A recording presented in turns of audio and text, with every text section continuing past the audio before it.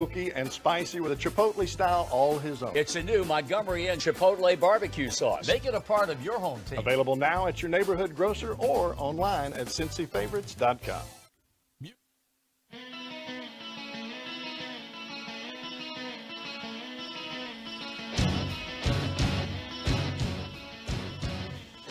All right, welcome back to the show. It is 10:21 on a Friday morning, live here at the beautiful Furman football facility, the Pierce Horton Complex, the radio booth. 5 Saturdays a week here on campus. I broadcast Furman football from here, and the rest of the time I do this. So it's a beautiful spot. It is. It's absolutely gorgeous. And today with the sun hidden behind the clouds, you get a really good look at Paris Mountain in the background through the windows. So very fortunate to do what we do, and very happy to be here, and happy to have Chris Williams, the athletic director at Southern Wesleyan, here to do our Even in Athletics segment. We were talking beforehand. It was before Christmas was the last time that schedules worked where we could do this. That's right, and I've missed it. It really puts me in a mindset to reflect, and as each time I drive up here to be able to spend time with you and your listeners, that it allows me the time to reflect and to also hold myself accountable, and the necessity to do both. We run so wide open. That's something I've had to learn to say in the South. As a Northerner, I'm not used to saying that, but life is wide open. Mm-hmm. And I know my gig is wide open, your gig, and everyone out there. And just to drive up here and to slow down and to think, man, what are we going to, even the simplest question, what are we going to talk about today? Yeah. And then to be able to throw a topic out to you, and one of the moments from last night really reflects what we're going to talk about next. That's mind-blowing. It really is. Wide open is one of those full slap up. I mean, I'm just full slap up. That's another one that you hear I'm in learning. the South. I'm learning. I love it. That's great. So I ask you, what did you have in mind for our Even in Athletics segment today? And you talked about the fact that things have really been going well for you at work. You're kind of fulfilled there. Your family life is going well. You're kind of fulfilled there. Mm-hmm. But Chris has not been necessarily as I don't know if spiritually filled is the right phrase, but there's just you feel like there's something lacking there as far as taking care of yourself. Yeah, and I don't know if it's necessary. I don't know that I'll use the word spiritual. I think I'm a simple person. So at the end of the day, it's just even spending time with other guys. Mm-hmm. And I don't mean that to come across as just a male thing. I think it's just with like people outside of my marriage, outside of my family, outside of work. Right. And time that, hey, what's going on in your life, Dan, and what's going on in mine, and let's just have some pizza. And so I got to drink Diet Coke, but let's just do that. Right. Right. And that is energizing. It's also a time of what I would call accountability.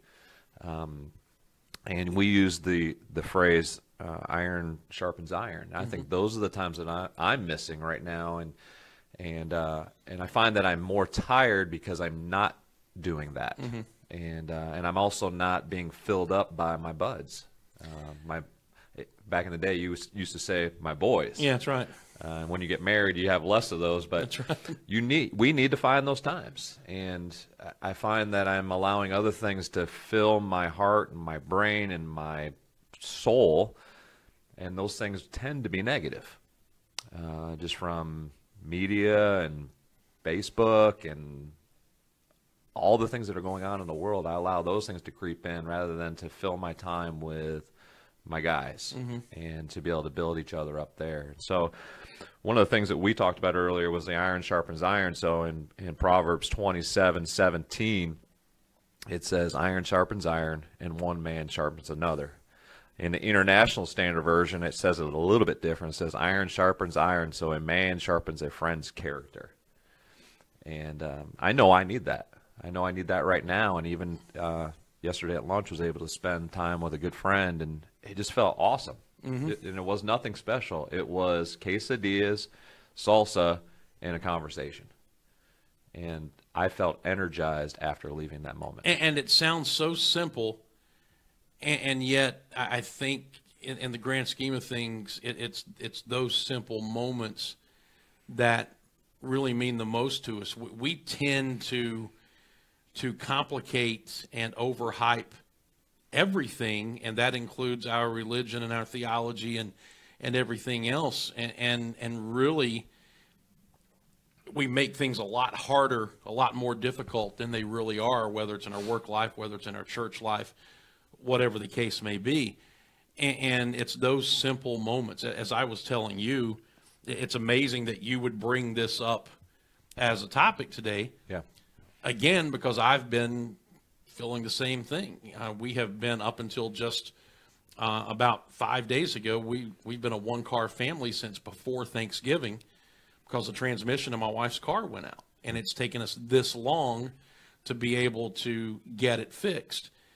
Well, being a one-car family then, and me working here at Furman and her teaching in Pickens County, I have to be a long-distance taxi service, which means what? I can't go to the men's prayer breakfast that I go to normally on Tuesday mornings. There's another one on Saturday. Basketball interferes with that. Baseball interferes with that. So that has been out. So in the last 3 months, I've been to one men's prayer breakfast, and that was on a Saturday. That is my time of kind of doing what you're talking about here on a weekly basis. And I've missed it for 3 months, and I'm going this Tuesday, and I just cannot wait. Yeah, so, and I think tying it into what happened last night, right? And so to hear this young man, Fowler, to answer your question of what's the it, and I hear him say, it's us, it's family, togetherness, it's together. Now that does not mean things are always awesome. And like you said, like he said, they hadn't won down in Mercer since he'd been there, right? And so that's not awesome, but yet still that togetherness, that we're going to build each other up, even when we lose, right? We think that we can only do that, and if you win, then everything's hunky-dory. But that's not what we're saying. That's not what I'm saying.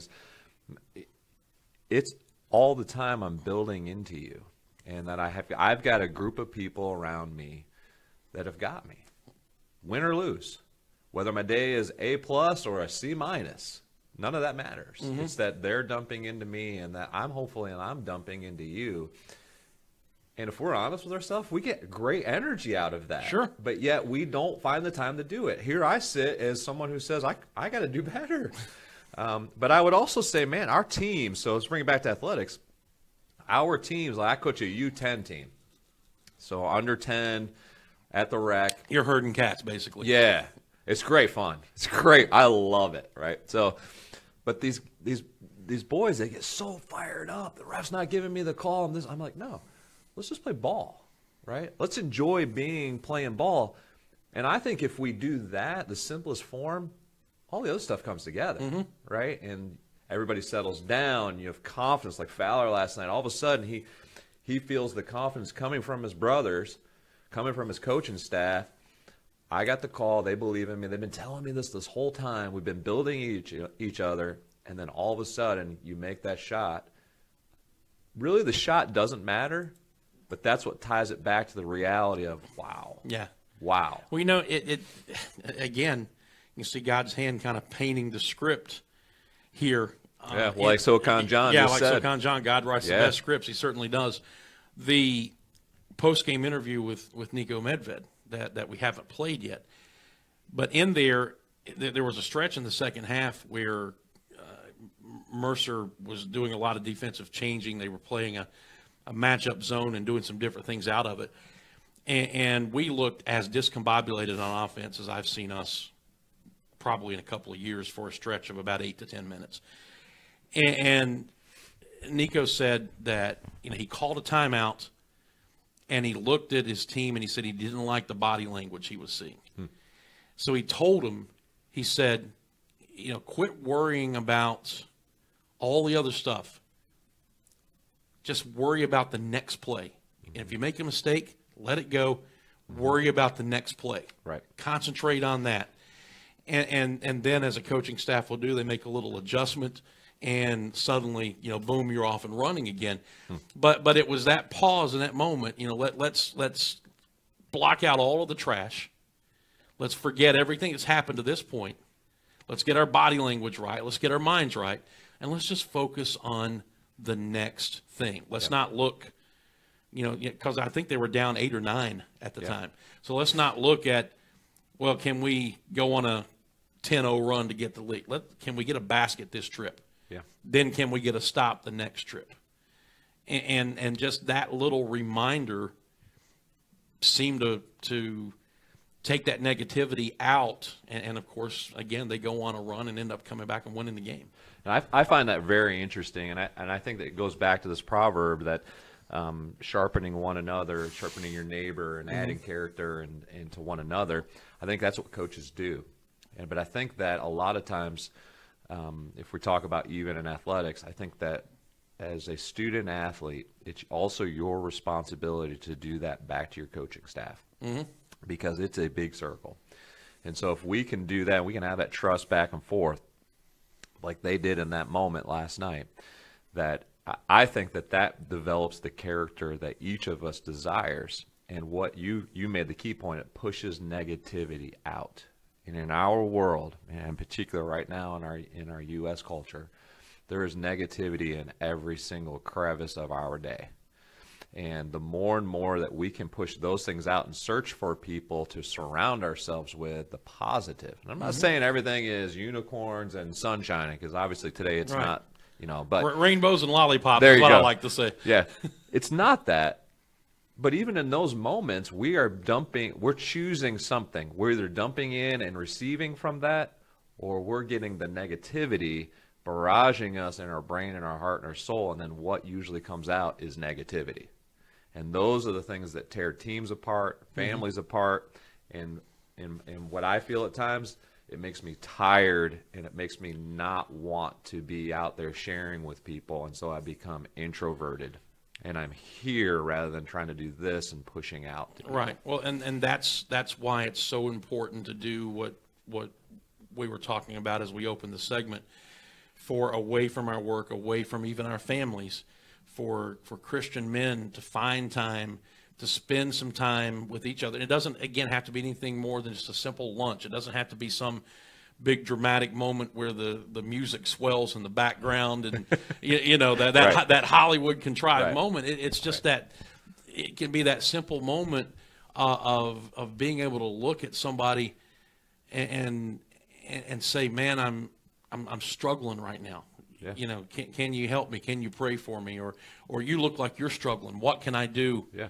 What can I do for you? And that's one of the things I love what our pastor, Ryan Goodrow, does at Utica Baptist in Seneca. Give him a little plug here. But he goes to lunch every week with, I think, 2 other pastors. And it's an accountability group, but it's also an iron sharpening iron moment.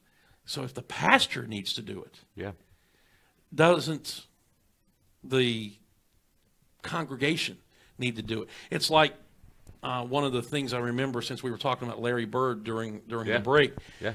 One of the documentaries I have on Larry Bird, Quinn Buckner was talking about, he's the first guy to practice. He's the last guy to leave. He's making more money than anybody, but he's hustling and throwing his body around, and he's doing all these things. He said, and if that guy does it, how can you not? Right. If your leader does it, how can you not? So it's kind of, if your pastor feels like he has to have an accountability group, then how can Dan Scott not feel like he needs one, or Chris Williams not feel like he needs one? Yeah, yeah. And I'll go back to the what your coach is saying, Furman coach is saying, and I'm hearing it from coaches all over the place around that. I think that refocusing the student athlete in that moment to say, hey, we've been here, we've put it in together. Let's refocus our minds and let's get that stuff out, and let's point forward. I believe in you. And I'm starting to hear that more and more from my coaches, from you're hearing that from Dabo Sweeney at the highest level with college football, where it's like he's using the word love. Like that's ridiculous to hear that. right? Because in our minds, in our culture, you and I were brought up, and coaches just yelling at you, Right? And it's negative, negative, negative. I don't think Nick Saban's ever used the word love. Maybe not. Yeah, maybe with his wife once. But I think too, to Ken's point here that he's just posted, that man, if we can continue to point ourselves, surround ourselves with the positive, I believe that that's what our calling is, and I think that's what Ken's saying here, is that it is our calling. Even in the midst of what we would see adversity or trying times with your car, it's still our responsibility to continue to be faithful, to be positive, to encourage, and I think that's what sports should be about. I think that's what it is about. We've just kind of lost focus ourselves on what it's all about. In that moment last night, it wasn't about making the tournament. It really wasn't even about winning the game. It was about the feeling that we had. So those guys had of jubilation, and they became tighter as a unit in that moment. Take out the winning and losing and even the shot made, because I saw the video of what happened in the locker room. That's fun. But at the end of the day, what they'll remember 20 years from now is that they had each other in any moment. Right. It wasn't just in that moment. That moment was made 4 or 5 games ago in practice on the bus when coach says, hey, I believe in you. It happened when you said to him last night before the game in warm-ups, you're my guy. That little thing encouraged him. Now, he may not have remembered that as he got the ball, dribbled it out, and went up for the shot. He didn't remember you saying that. But those things build up. And we need to be doing that for one another. Sports shows us that, but we need to live that out from sport into our life every day. We do, and as we have talked about here so many times, if we will allow sports to serve us in the right way, if we'll take the correct lessons from sports, we can learn so much from it.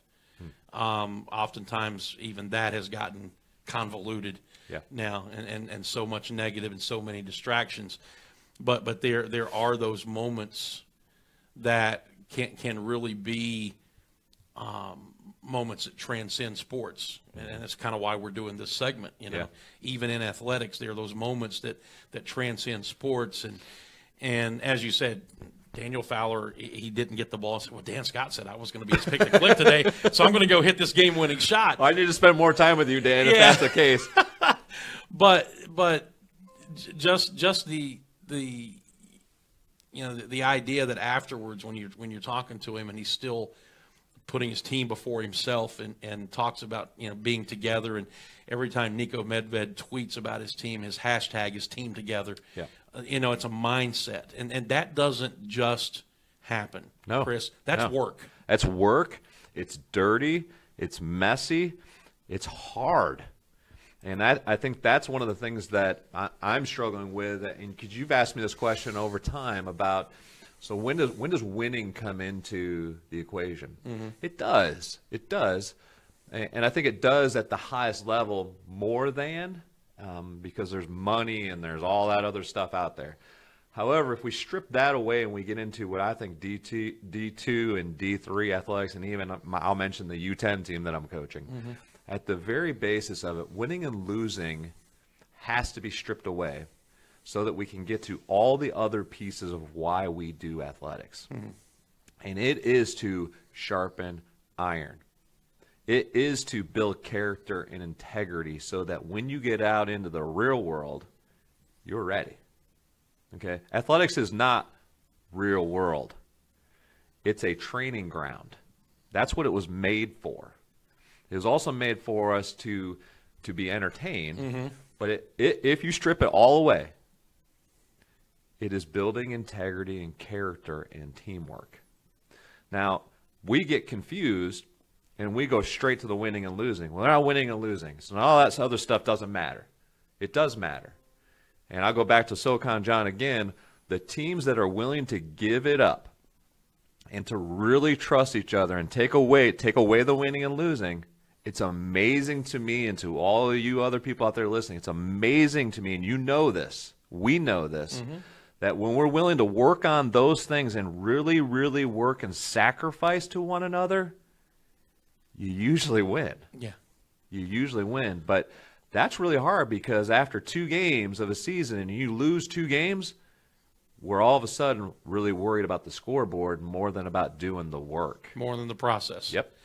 I can equate it even inside the game to something that Nico and I were talking about, where Devin Sibley is concerned, who has just emerged this season. He could always score the basketball. Even as a freshman, he came on campus, he had no trouble doing that. But he's taken that to a different level this year.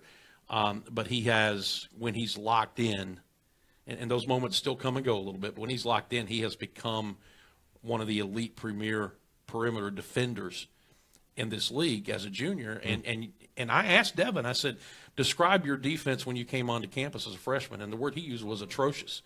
And Coach Medved said he might have been being kind to himself.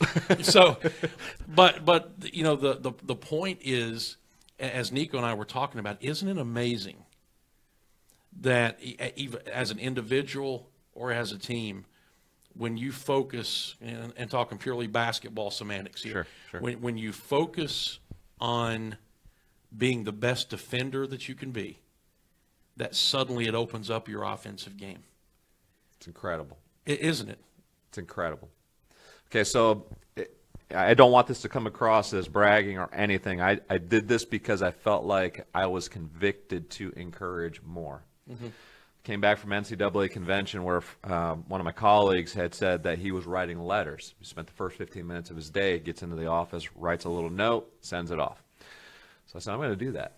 I'm going to take a list of my student athletes. I'm going to write 5 a day. In fact, this morning I need to go back and do that. Well, it'll probably be this afternoon. Yeah. I thought I was doing that to encourage that student athlete. What did it do? They walk back up to me and say, it was so great that you took the time to write me a letter. And all of a sudden, I'm encouraged, and I gained energy from that. Mm-hmm. I wasn't doing it for that, right? But yet it comes full circle back to me, and I feel stronger. I feel encouraged. I have now attracted a positive moment. Right. And I didn't even realize that's what I was doing. Let me ask you the $1 million question here. And this goes to really every aspect of our faith. And because we have a book that if we'll do what it tells us to, we're going to be able to overcome life struggles. We know the instruction manual is correct. We know that as men, we need those iron sharpens iron moments. So the $1 million question is, if we know this, why do we allow ourselves to wander away from it? Why do we allow ourselves to get so wrapped up in other things that we miss those moments and miss them over an extended period of time? And it's more of a philosophical question than it is there an answer question. But you know that it's true. We do that. We know we need it, and yet sometimes, whether it's pride, ego, or time, we get away from it, and get away from it for long stretches at times. I'll go back to SoCon John. It becomes about me. That's my simple answer to that, and that's a very simplistic answer. Mm-hmm. But it becomes about me and my desires. It becomes about me, and I need to score 10 points tonight. Yeah. Or my problems. Yeah, my problems are bigger than. Yeah. God can't do or handle my problems. I can handle it, though. And I'm often reminded that, Chris, you can't do it. Mm-hmm. And I've shared that with some other stories just professionally. Right. But even with raising my kids, and we've got 5 kids, I can't do that. You need a new hobby. But I can't do that. Yeah. And I'm a worrier. I've got a lot of anxiety issues. I worry about my kids. And it says in the Bible, it's not up for me to worry about. I'm to train them up and let them go. And God's got them. And so I need to do better in that area. And one of the reasons why I really love doing this segment is that it reminds me, I reflect, I'm encouraged.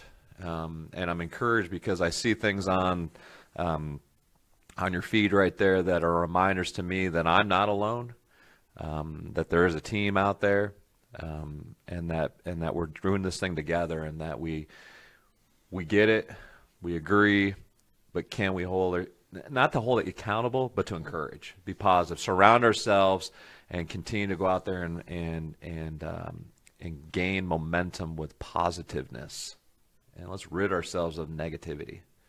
Let's sharpen one another. Exactly. Let's just keep doing it. Well, so I think as we bring this segment to a close and get ready to go to break, and by the way, Chris is going to hang out until we close the show out at 11 o'clock, and we may revisit some of this after the break, but to kind of bring it to a close right now, I just challenge all of us. I challenge you. I challenge me. I challenge everyone who is watching and will watch this on replay.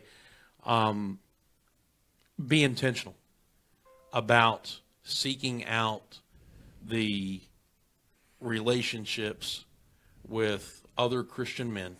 Yeah. And women. And women. Yeah, for us men, but if you're a woman seeking those relationships with other Christian women, and having those moments of conversation over lunch or in the evenings over a meal or maybe just a 15-minute chat in the bleachers somewhere to come alongside someone else and offer encouragement or to admit that you need encouragement and allow that iron to sharpen that iron. That's a challenge that I'm issuing to myself and issuing to everybody else here today. Can we be more intentional about that? Yes, sir. Yes, sir. I need it. Will we be more intentional about it is the question. I'm going to ask you to help me, Well, because our sin nature says no. Yep, you're absolutely right. I'll help you if you help me. How about that? I'm in. I'm in. Go Cubs. All right, let's take a break. Yeah, go Cubs. You had to get that in there. We Yes. had a great segment going, and you just blew it. Yeah, I just wanted to remind you that the Cubs are the World Series champions. Yeah, well, you know what? I also have an editing tool, so it's very possible that nobody else will ever hear that in here. So, all right, we'll be back with a final segment of the show right after this. If I can get my iPad to come up. What's going on here? Come on, iPad. There we go. This is the Dan Scott Show. We'll be back in just a moment. This is Ron from the Ron and Craig Show. You know, buying or selling a home can be the biggest financial decision of your life. I trust the professionals at Only Way Realty. They are the only way to buy or sell real estate in the upstate or anywhere in the country. Give them a call at 864-416-4461. Tell them Ron sent you. Again, that's 864-416-4461.